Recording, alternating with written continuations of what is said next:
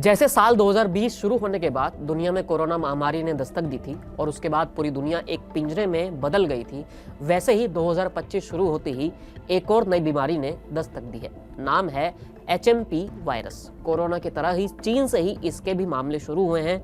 बीते कुछ दिनों में भारत में भी इसके केस सामने आए हैं और देखना होगा कि किस तरह अब इस पर काबू पाया जाएगा। लेकिन सवाल ये भी है कि अभी तक विश्व स्वास्थ्य संगठन यानी WHO इस पर वायरस पर शांत क्यों है, क्योंकि भारत के अलावा बाकी देशों में भी इस वायरस के मामले तो आ ही रहे हैं। ऐसे में क्यों WHO इसे महामारी घोषित नहीं कर रहा है? आखिर वो कौन सा मौका होता है जब WHO किसी बीमारी को महामारी घोषित करता है? 7 जनवरी तक भारत में इस वायरस के 7 मामले सामने आ चुके हैं, जिनमें अधिकतर दक्षिण राज्य से ही आए हैं। इस वायरस के लक्षण भी कुछ हद तक कोरोना के जैसे ही हैं। जैसे एक्सपर्ट्स का कहना है कि ये कोरोना जितना खतरनाक नहीं है, और एक बात और भी है कि ये कोई नया वायरस भी नहीं है। HMP एक पुराना वायरस है। पहले भी भारत समेत दुनिया के अन्य देशों में इसके मामले आ चुके हैं। नया बस ये है कि इस बार चीन में दोबारा से इसकी लहर सी उठी है। चीन में सबसे ज्यादा इस वायरस के मामले सामने आए हैं, लेकिन चीन के अलावा मलेशिया, जापान और हांगकांग में भी इसके केस सामने आ चुके हैं और भारत तो खतरे में है ही।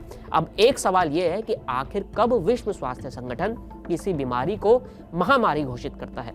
विश्व स्वास्थ्य संगठन ही किसी बीमारी या वायरस को महामारी घोषित कर सकता है। जानकारी के मुताबिक WHO किसी भी वायरस के कारण होने वाली मौतों और पीड़ितों की संख्या देखने के बाद ही महामारी घोषित करने के निष्कर्ष पर पहुंचता है।